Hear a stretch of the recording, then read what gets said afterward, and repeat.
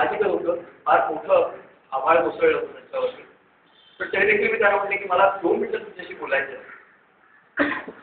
त्या माणसाने मला ज्या प्रकारे म्हणजे तो अजूनही माणूस मला समोर असतोय की त्यांनी ज्या प्रकारे माझा अपमान केला आणि ज्या प्रकारे मला गोष्टी सुनावल्या आणि सांगितल्या आणि जे त्यांनी राग आणि रोष व्यक्त केला, त्यानंतर मला कळलं की आपण काय करतोय. आपण ज्या प्रोफेशन मध्ये आहोत आपलं नेमकं काम काय आहे. म्हणजे शोधक पत्रकारिता करायची, पत्रकारिता करणे, लोकांना न्याय मिळवून देणे, बातम्या समोर आणणं. न्यूजचं साधन हे जे आहे हे आता कर्मणुकीचं कंप्लेंट करता येत नव्हती.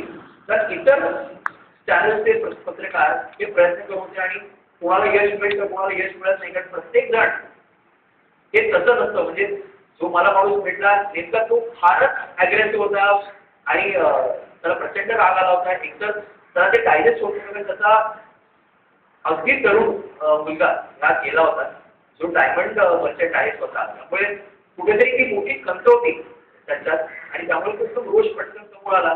पण त्या रोषाला आम्हाला सतत सामोरं जावं लागतं आणि डेडलाईन देखील पाळावे लागतात. त्यामुळे एक प्रकारचं प्रेशर नेहमी आमच्यावरती असतं आणि जे आम्ही सहन करत आलेलो आहोत. एक अजून एक सांगायचं झालं या अनुभवाच्या निमित्ताने की रिस्क